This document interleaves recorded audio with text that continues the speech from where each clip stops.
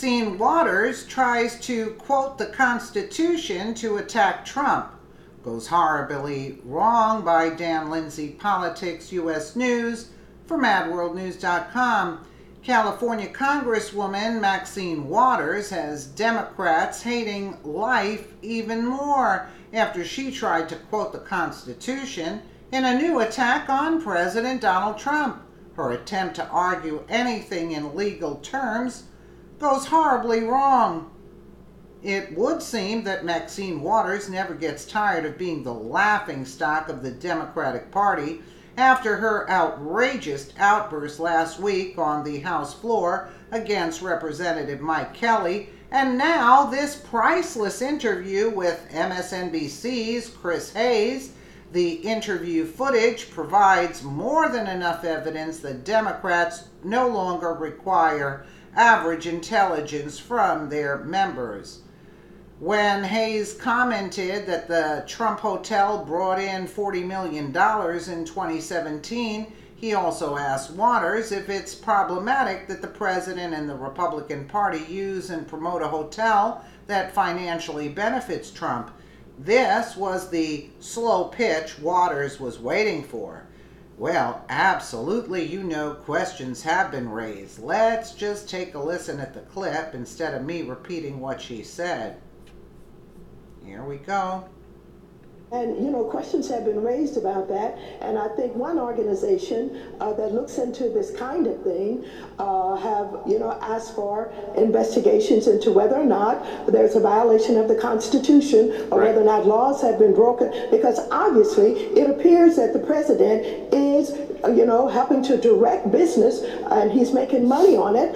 And that there are those who are coming from foreign countries who are glad to comply with this request to stay at the hotel because they think they're going to create some favor with him. And so it's all very criminal looking, and it doesn't look good for the President of the United States to be involved in business while he is the President of the United States making money off of a government location. That location belongs to the government. He's only leasing that location. And I think the Constitution says that no one should be able to have a lease or have business that they have incurred because of their relationship to government. I guess the final question is, do you think you will get an answer from Treasury Secretary Steve Mnuchin to your January letter, given the news that just broke? No, I don't expect an answer from him, but now that it has been leaked, and now that the ethics officer have sent it to Mueller, I think now that it will be investigated, it could be investigated, and more can be found out about how that information got out of that database, who took it out, why did they take it out, and so I hope that the investigation will be able to answer those questions. All right, Congresswoman Maxine Waters, thank you so much for being with me. You're welcome. Well, the pure idiocy of Waters' interview is enough to make anyone's head hurt. Why does her district in California continue to send her back to Washington, D.C.? I almost think that the people in her voting district are perpetrating the biggest joke on our country in revenge for some past perceived offense for which they want to inflict maximum payback. Could there be other reasonable theories on why a group of voters would continually elect a degenerate like Maxine Waters? At this point, Waters is not just an embarrassment to her constituents and the Democratic Party, but more so to the United States. In my opinion, the rest of the country looks bad because of politicians like Waters who have very low intelligence levels.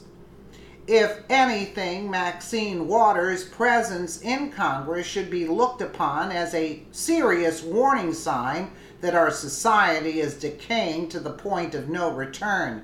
When a complete imbecile can garner enough votes to stay in office as long as Waters, it's time to rethink important ideas such as term limits. This November, Californians in the 43rd Congressional District, where Waters is the incumbent, will have the opportunity to replace her and earn the respect of perhaps the entire country. Conservatives always appreciate a good laugh at her expense, but the bottom line is that even liberals would have to admit that Waters is an obstacle to any kind of progress. While some on the left might consider the occasional bipartisan cooperation with Republicans, Waters stands in the corner and continues to scream about impeachment.